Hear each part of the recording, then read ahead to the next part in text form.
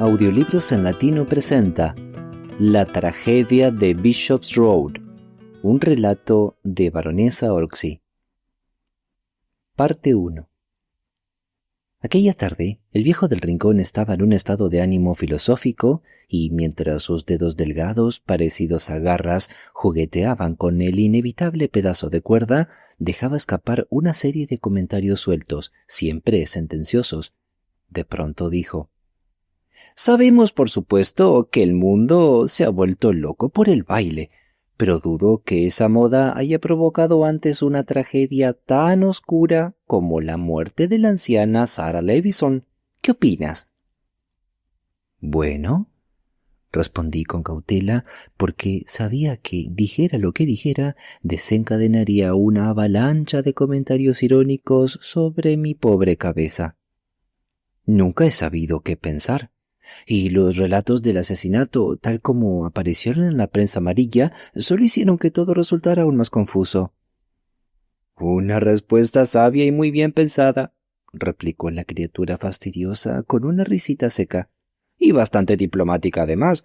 La oscuridad, en efecto, permanece oscura para quien no se toma la molestia de pensar». «Supongo que para ti todo estará clarísimo», dije, con el tono más sarcástico que pude reunir.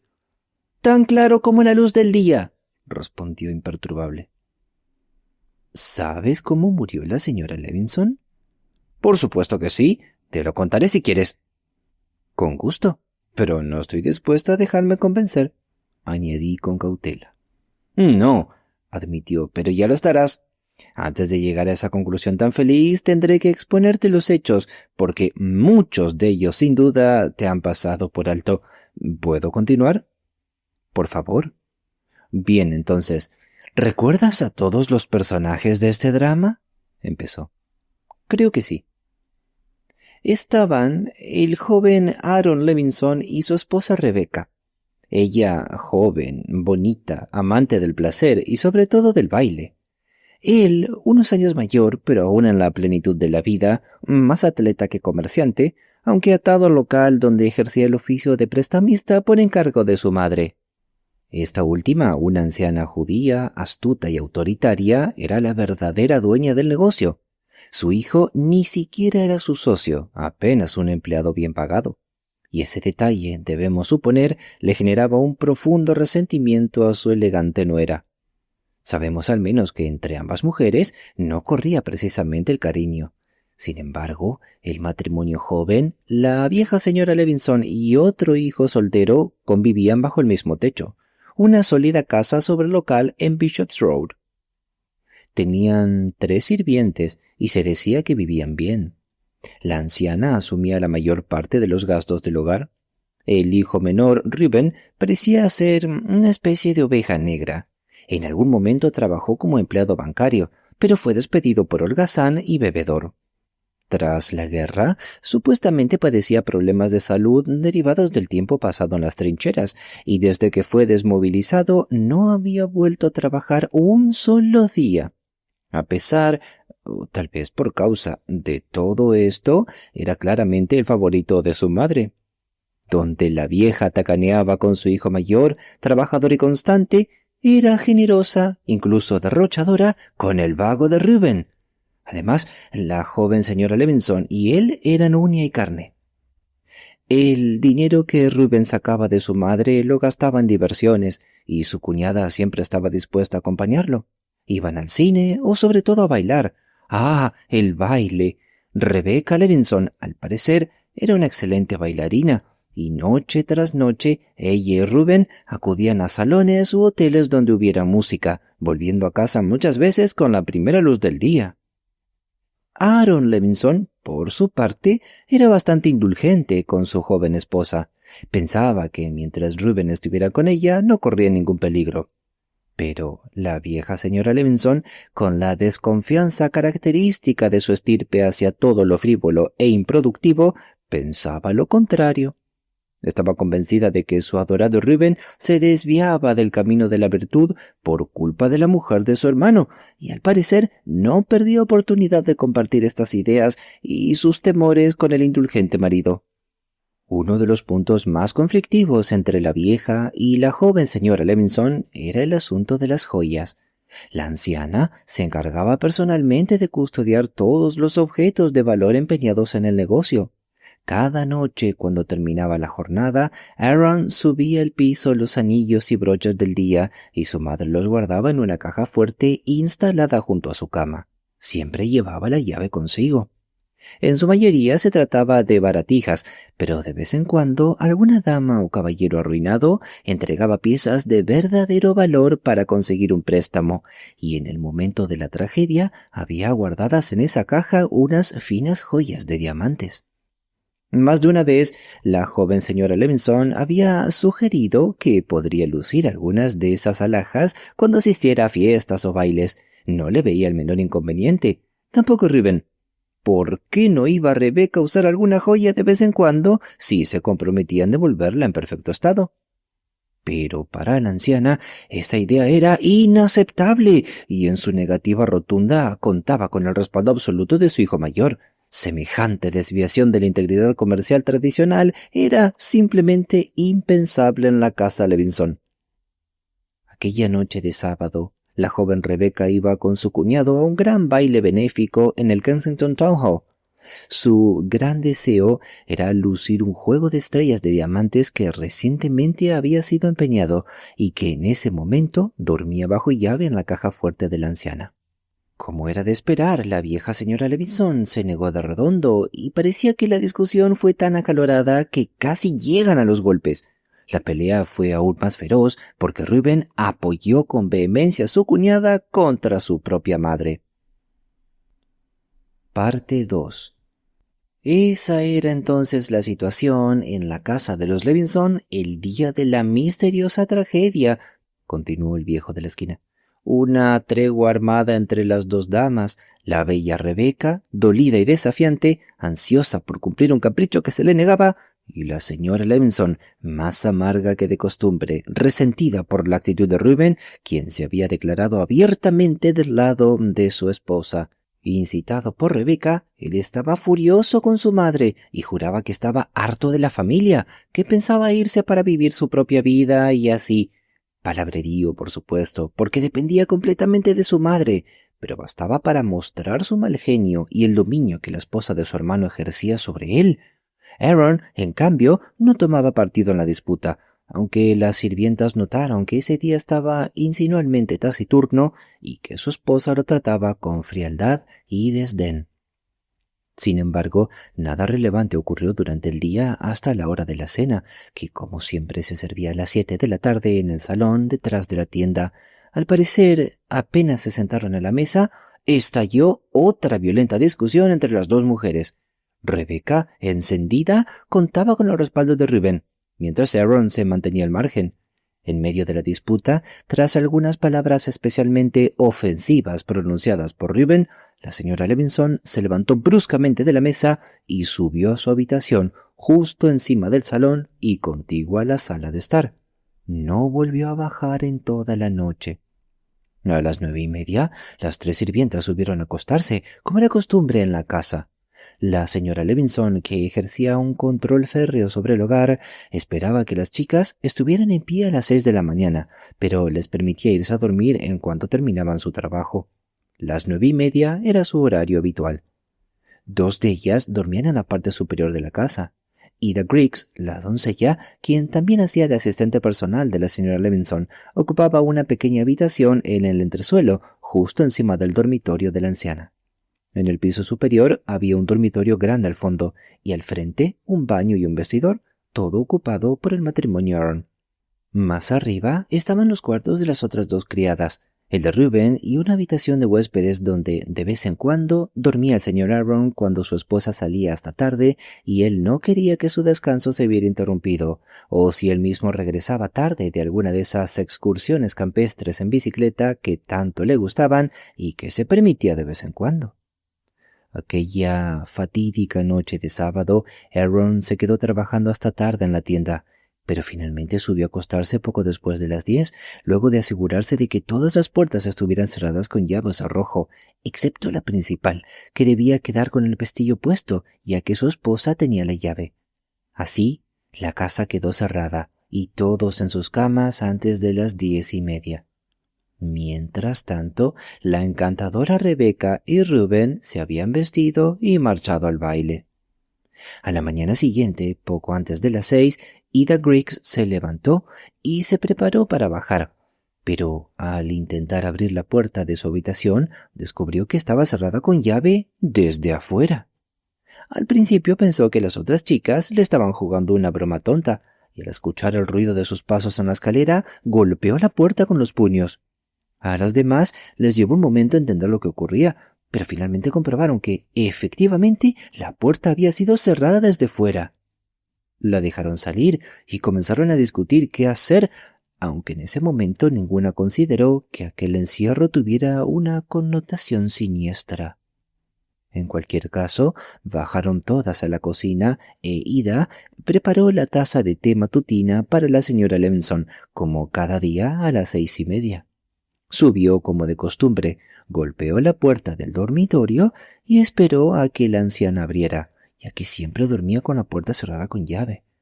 Pero no obtuvo respuesta, a pesar de golpear varias veces y llamar a su patrona a gritos.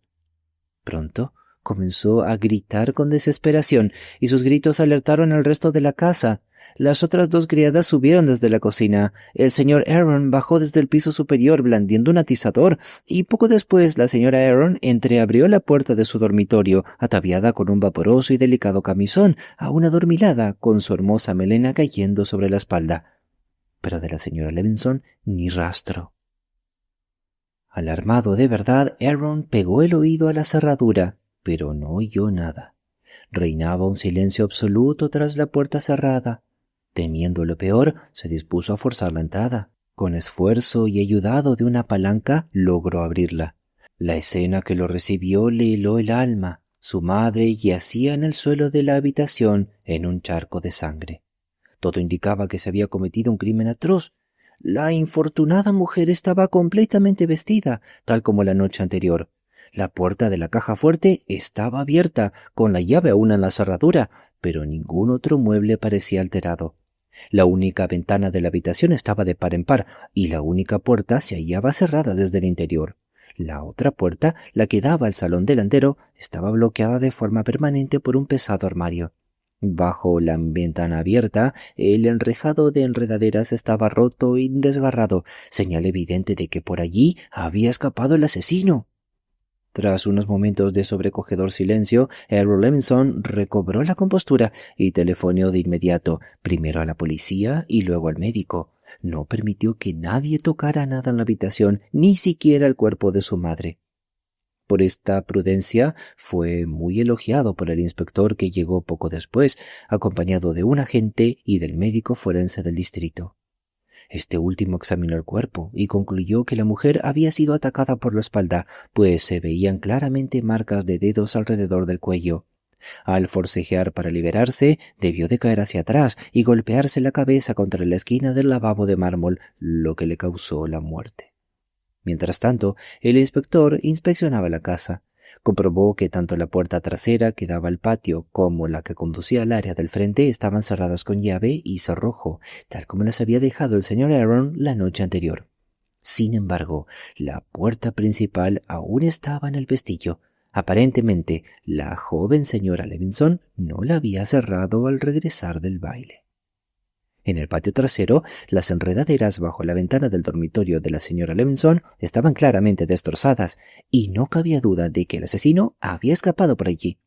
Pero subir hasta la ventana habría sido imposible sin una escalera, pues las plantas eran demasiado débiles para soportar el peso de un hombre, y la pared de ladrillo de la casa no ofrecía ni un mínimo apoyo, ni siquiera para un gato. El patio estaba rodeado por los patios traseros de las casas vecinas y los muros divisores tenían las típicas plantas trepadoras y arbustos raquíticos propios de los patios londinenses. Pero ni en esos muros ni en las enredaderas había la menor señal de que una escalera hubiese sido arrastrada o de que un hombre hubiese trepado o lanzado una cuerda. No había ni una ramita rota ni una hoja removida. Respecto a la caja fuerte, O bien ya estaba abierta cuando el asesino atacó a la señora Levinson, o bien halló la llave y la abrió después del crimen. Ciertamente el contenido no parecía revuelto, ni faltaba ninguna joya ni objeto de valor empeñado. El señor Aaron podía verificarlo con los libros, pero no sabía si su madre había guardado dinero en la caja. A primera vista, no cabía duda de que el crimen no era común. Si el robo fue el motivo o una consecuencia, solo lo revelaría la investigación. Por el momento, el inspector se limitó a hacer algunas preguntas clave a los miembros de la familia y luego a los vecinos. Al público, por supuesto, no se le informó del resultado de estas pesquisas preliminares, pero los diarios del mediodía afirmaron que nadie, salvo quizá Ida Griggs, había visto o oído nada sospechoso durante la noche, y que las averiguaciones más exhaustivas en el vecindario no habían arrojado la más mínima pista sobre cómo había entrado el asesino a la casa. Los periódicos también informaban que la joven señora Levinson había regresado del baile en la madrugada, pero que el señor Reuben Levinson no había dormido en la casa aquella noche. Parte 3. Afortunadamente para mí, continuó mi excéntrico amigo con soltura, esa mañana me levanté temprano, justo cuando salieron los periódicos con el primer informe sobre el misterioso crimen en Bishop's Road. Digo afortunadamente porque, como bien sabes, los enigmas de ese tipo me fascinan por encima de todo, y para mí no existe teatro más apasionante que las primeras indagaciones de un crimen bien planeado y ejecutado con astucia. Me habría sentido profundamente decepcionado si algo me hubiese impedido asistir a esa investigación forense en particular. Desde el inicio se percibía un aire de misterio envolviendo los sucesos de aquella noche en la casa de Bishop's Road. No se trataba en verdad de un crimen cualquiera. El motivo seguía siendo un enigma, y uno intuía que en algún rincón de esta inmensa ciudad de Londres se escondía un criminal de notable inteligencia que probablemente jamás sería llevado ante la justicia.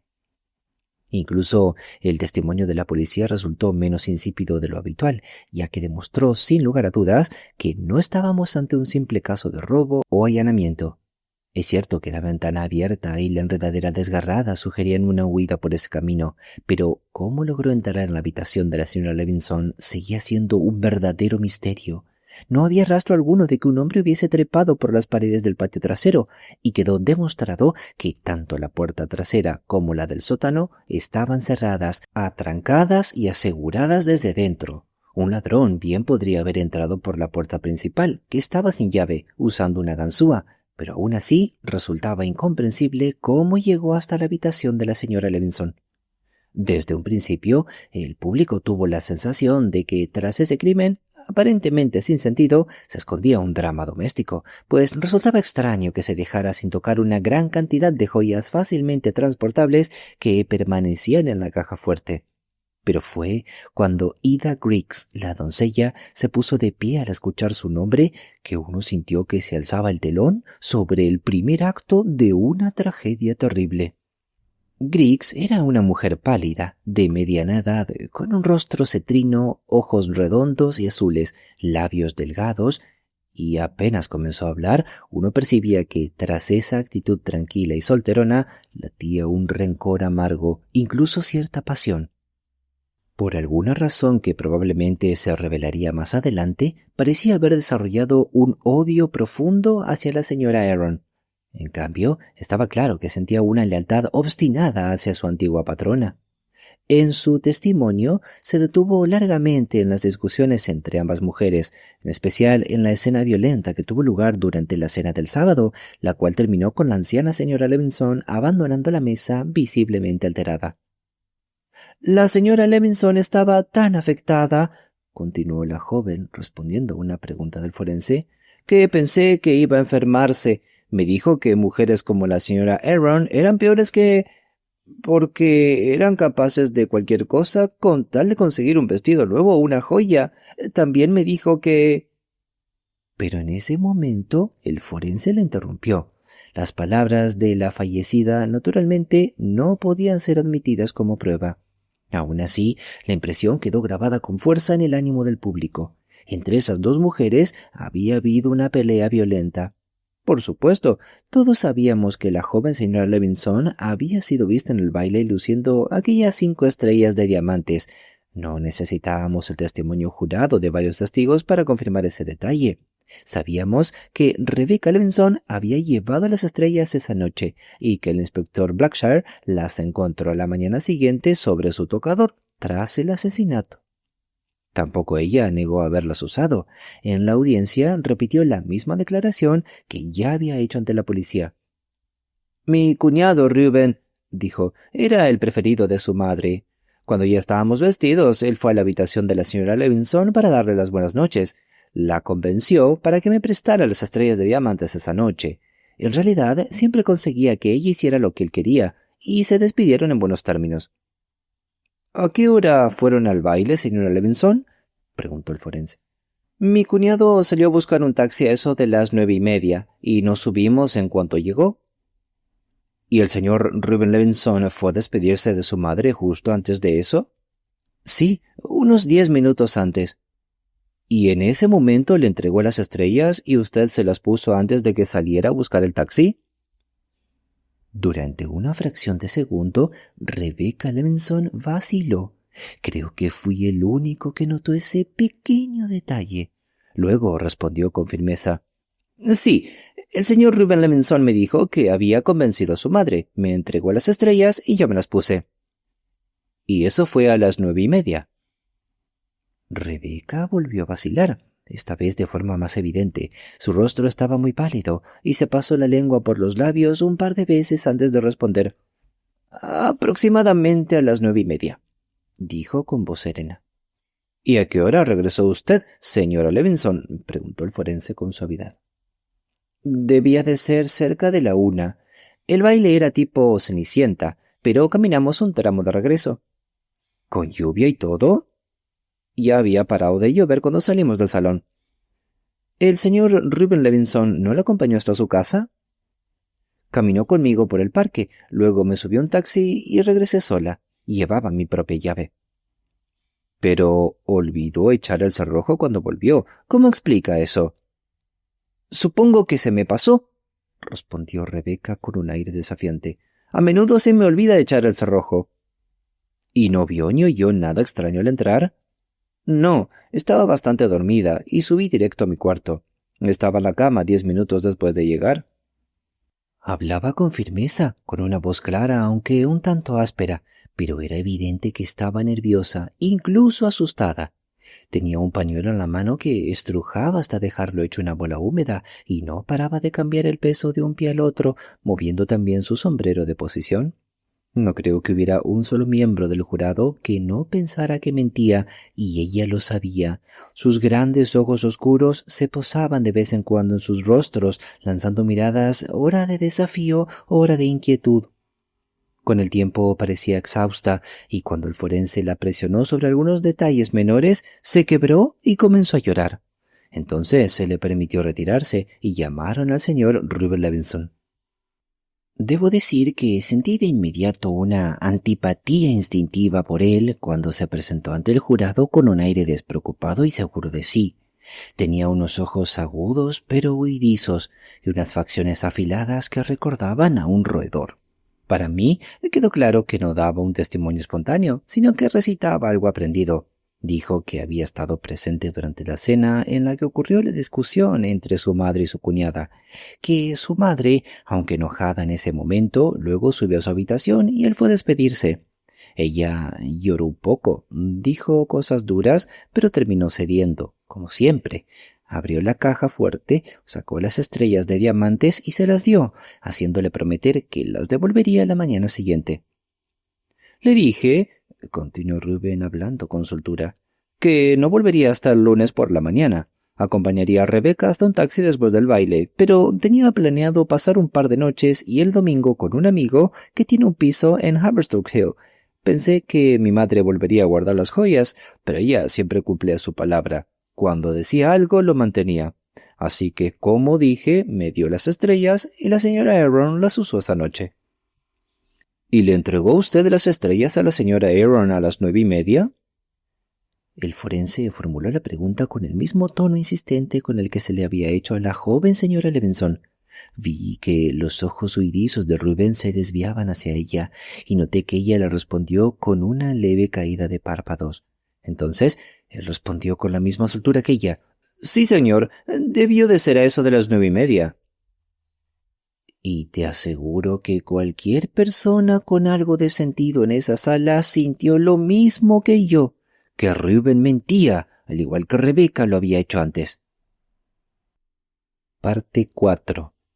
El viejo del rincón hizo una pausa en su relato, bebió medio vaso de leche, chasqueó los labios con satisfacción y durante unos instantes pareció absorto en examinar uno de los nudos complejos que había hecho con su trozo de cuerda.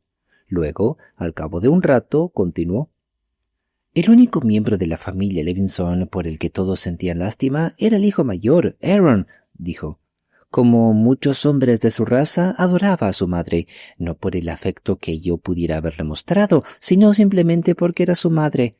Había trabajado duro por ella toda su vida, y ahora, con su muerte, se encontraba completamente relegado.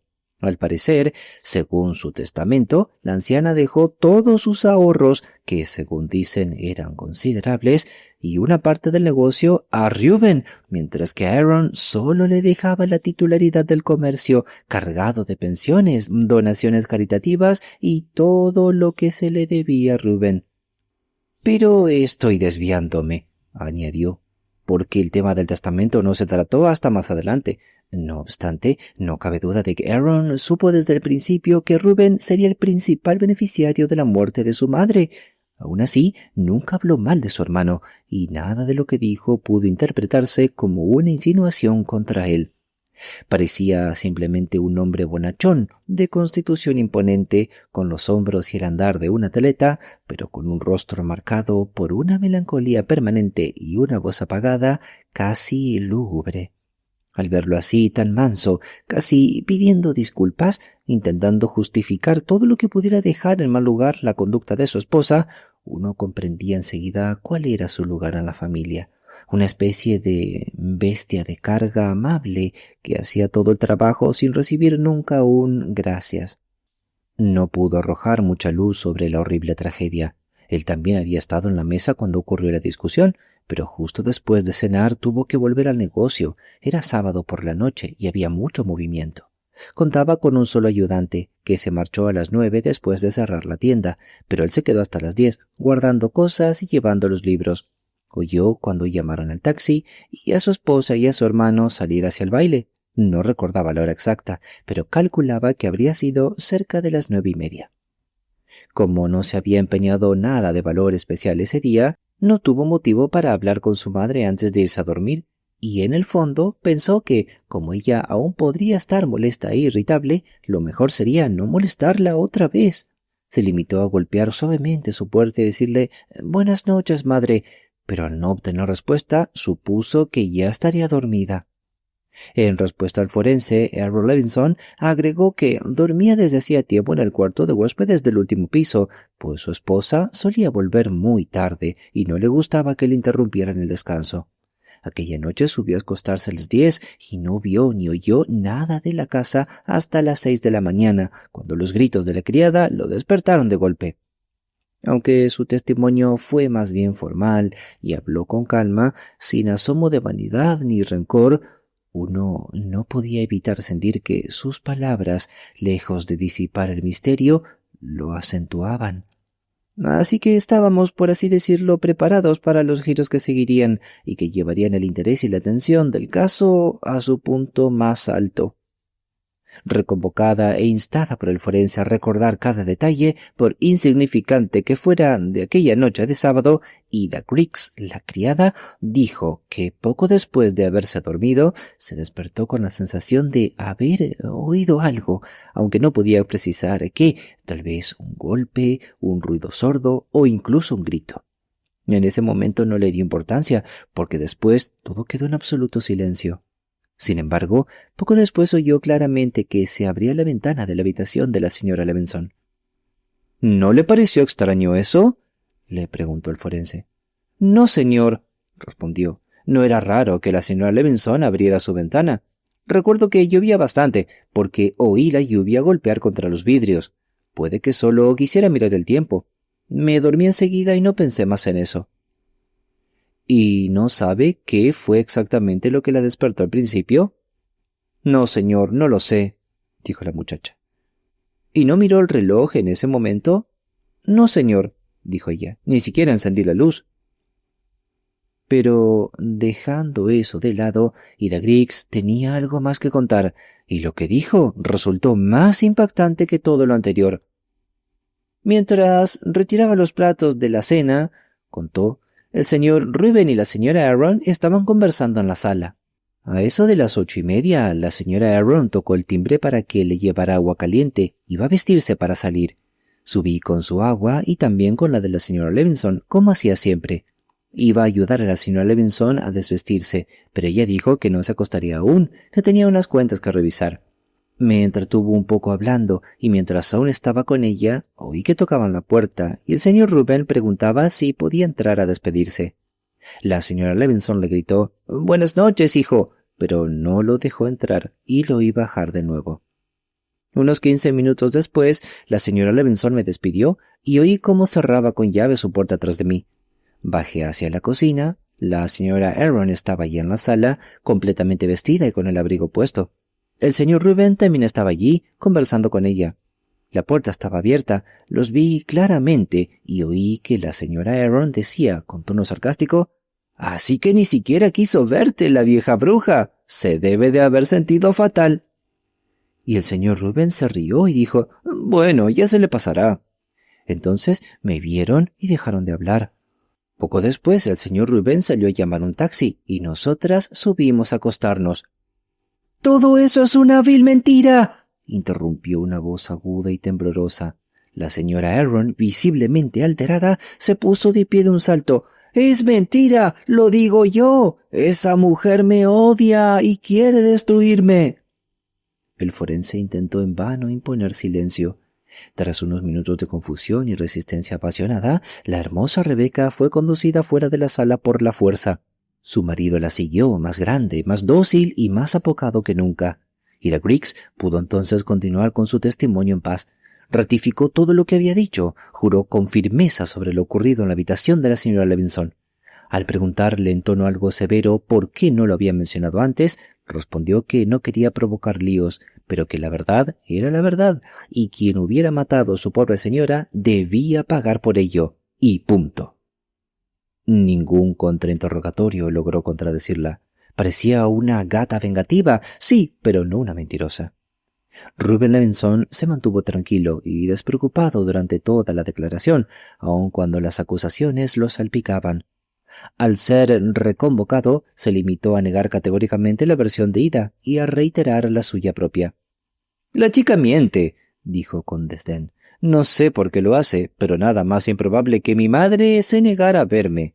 Pregunten a quien quieran. Todos les dirán que mi madre me adoraba. No iba a pelearse conmigo por unas cuantas alhajas». Naturalmente, la señora Aaron, al volver a testificar, respaldó la versión de Reuben. No entendía por qué Ida mentía así sobre ella. «Pero bueno», añadió con lágrimas en sus bellos ojos oscuros, «esa chica siempre me odió». Aquel día se escuchó aún un testigo más, cuya declaración resultó muy reveladora. El ayudante de la tienda, Samuel Cutts. Él no pudo aportar mucho sobre el crimen, ya que no salió del local desde las 6, cuando terminó su té, hasta las 9, hora en que cerró y se fue. Pero dijo que, mientras tomaba el té en la sala trasera, la señora Levinson ayudaba en el mostrador, y que el señor Reuben también estaba allí, sin hacer mucho, como de costumbre. Cuando volvió a la tienda, la señora Levinson se fue a la sala trasera, y en cuanto ella salió, notó que había dejado su bolso sobre el escritorio, detrás del mostrador. El señor Reuben también lo vio, lo tomó y dijo riendo, «Será mejor que lo suba de una vez. A la vieja no le gusta dejar esto tirado». Cutts le comentó que creía que la señora Levinson estaba en la sala trasera, pero Reuben estaba seguro de que ya había subido. «De todos modos», concluyó el testigo, «se llevó el bolso y subió con él». «Esto pudo haber sido una prueba valiosa, o quizá no», continuó el viejo del rincón con una sonrisa torcida. «Como el crimen ocurrió bastante después, en ese momento no pareció relevante. pero introdujo un nuevo elemento de duda. Mientras la policía pedía un aplazamiento para nuevas investigaciones, el público se quedaba con todos los enigmas y contradicciones del caso. Fuera cual fuera el camino que uno siguiera, siempre se llegaba a un callejón sin salida. Estaba, para empezar, la cuestión de si Ruben Levinson había logrado sonsacarle a su madre las estrellas de diamantes, o si por el contrario ella le había negado rotundamente el acceso a su habitación. Pero eso no era más que una batalla de declaraciones entre una parte y otra, y debo admitir que la opinión pública tendía a creer la versión de Ruben. El afecto apasionado de la señora Levinson por su hijo menor era bien conocido por todos sus amigos, y la gente pensaba que Ida Griggs había mentido para perjudicar a la señora Aaron. Pero en eso fracasó por completo, y ahí apareció el primer callejón sin salida. Recordarás que dijo que tras salir del cuarto de la señora Levinson, bajó y vio a la señora Aaron y al señor Ruben completamente vestidos en la sala trasera, y que luego oyó cómo Ruben salía a llamar un taxi. Era evidente entonces que la señora Aaron ya tenía en su poder las joyas, puesto que las llevaba puestas en el baile, y resultaba impensable que algunos de los dos se hubieran marchado en el taxi, dejando al otro encargado de forzar la entrada al cuarto de la señora Levinson, estrangularla y robar las joyas. Como era imposible que la señora Aaron hubiera hecho todo eso con su vestido de gala y luego descendido desde una ventana del primer piso hasta el patio aferrada a una enredadera bajo la lluvia torrencial, la tarea espantosa debió recaer en Ruben. Pero ni siquiera la policía, desesperada por hallar un culpable, podía sostener la teoría de que un hombre matara a su madre solo para que su cuñada luciera unas joyas en un baile. El problema, en realidad, era que el móvil del crimen parecía completamente insuficiente. Por eso, el debate público volvió a una teoría más convencional, que Ruben había robado las estrellas de diamantes antes de la cena al encontrar el bolso de su madre en la tienda y que el asesinato posterior fue producto de un robo común cometido por un intruso que, durante la noche, entró por la ventana mientras la señora dormía. Se sugirió que encontró la llave de la caja fuerte junto a la cama y que al intentar forzarla, la señora Levinson se despertó y en la lucha resultó muerta. Sin embargo, el argumento principal contra esta hipótesis era que la mujer estaba completamente vestida al momento de ser atacada y nadie que la conociera, con lo meticulosa y ahorrativa que era, podía imaginar que se durmiera dejando abierta la caja fuerte. Esto, sumado al hecho de que no se encontró ni el más mínimo rastro en el patio trasero, ni en los muros o jardines aledaños de un ladrón que hubiera usado una escalera, constituyó otro punto muerto en la especulación pública. Finalmente, cuando en la audiencia reanudada Ruben Levinson pudo presentar a varios testigos que juraban haberlo visto llegar al baile del Kensington Town Hall con su cuñada hacia las 10 de la noche, y otros que hablaron con él en distintos momentos de la velada, quedó claro que al menos él no podía haber cometido el asesinato.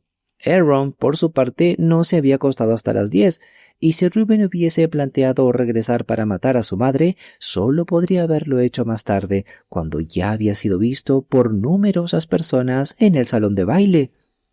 Posteriormente, el jurado emitió un veredicto abierto, y ese crimen atroz ha quedado impune hasta hoy.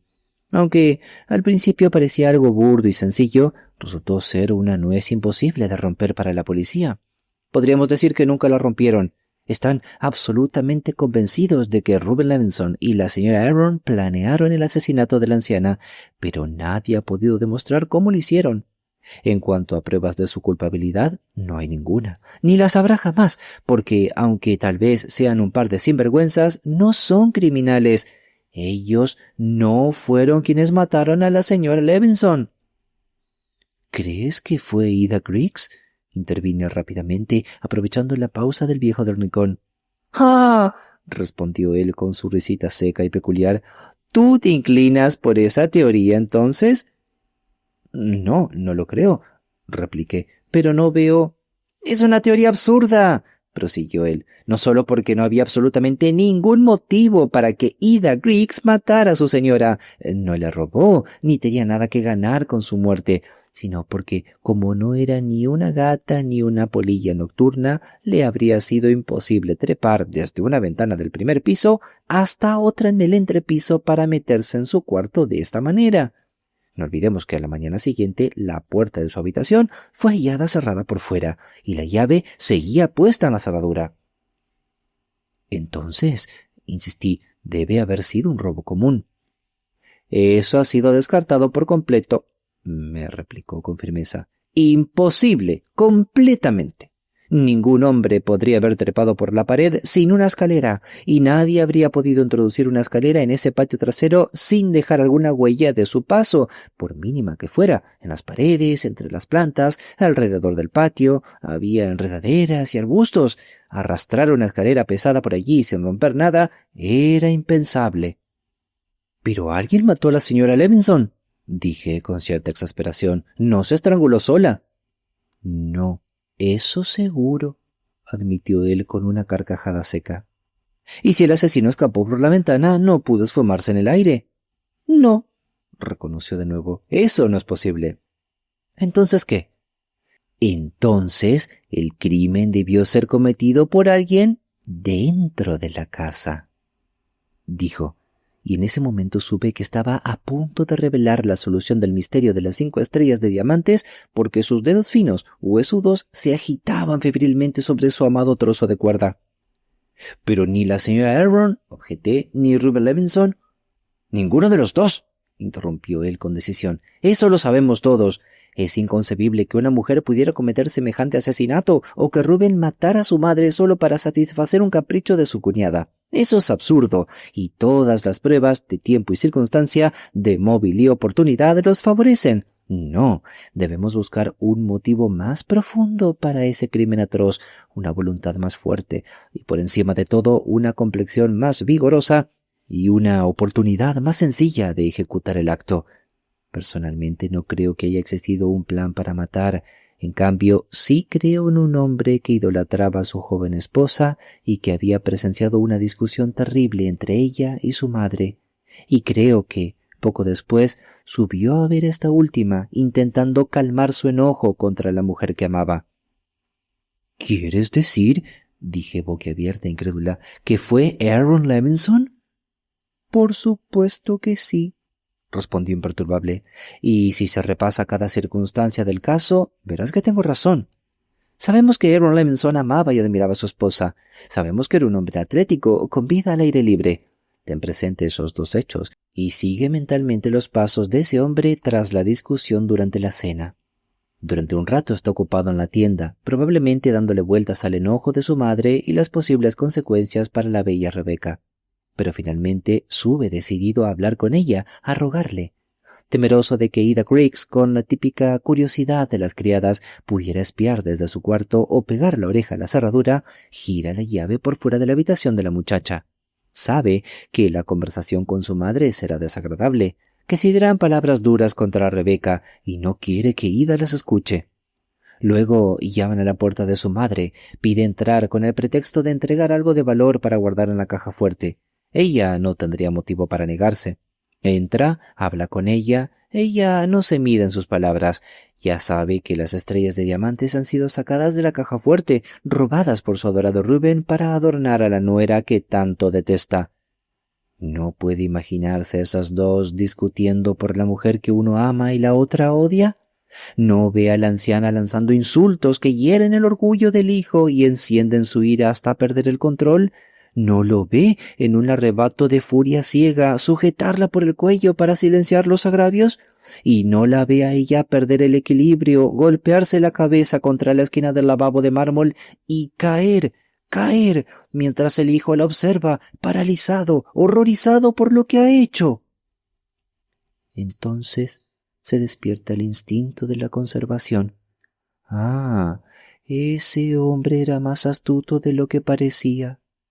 Recuerda con alivio que cerró la puerta de Ida por fuera y ahora necesita hacer que el accidente parezca un robo.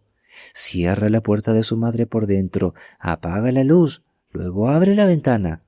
Para un hombre joven, ágil y fuerte, dejarse caer desde el primer piso ayudándose de una enredadera no es difícil. Y ante el peligro de una condena por asesinato, los riesgos menores no importan. Afortunadamente, todo ocurre antes de que cierre con traba la puerta trasera. Esto, por supuesto, facilita las cosas. Se descuelga por la ventana, cae al patio, entra a la casa por la puerta trasera, cierra todo y sube tranquilamente a dormir. No ha hecho mucho ruido, ni siquiera la caída de su madre produjo estrépito, y la pobre mujer ni tiempo tuvo de gritar. El único sonido fue la apertura de la ventana. Eso no sacaría de la cama a Ada Griggs. Las chicas como ella tienden más bien a esconder la cabeza bajo las mantas si oyen algo raro, y así el pobre hombre logra escabullirse hasta su cuarto sin ser visto ni oído. ¿Quién podría sospechar de él? Jamás estuvo envuelto en disputas con su madre y no tenía mucho que ganar con su muerte. En la investigación todos sintieron compasión por él, pero yo no pude evitar una cierta admiración por la frialdad y habilidad con que borró cada huella de su crimen. Me lo imagino limpiándose cuidadosamente las botas antes de subir y cepillando y doblando su ropa antes de acostarse. ¿No lo ves tú también? Un criminal astuto, ¿verdad?, concluyó aquella criatura singular, mientras guardaba su cuerda en el bolsillo de su chaqueta de tweed. Piénsalo bien y verás que tengo razón. Como tú misma dijiste, la señora Levinson no se estranguló sola y ningún ladrón podría desaparecer en el aire.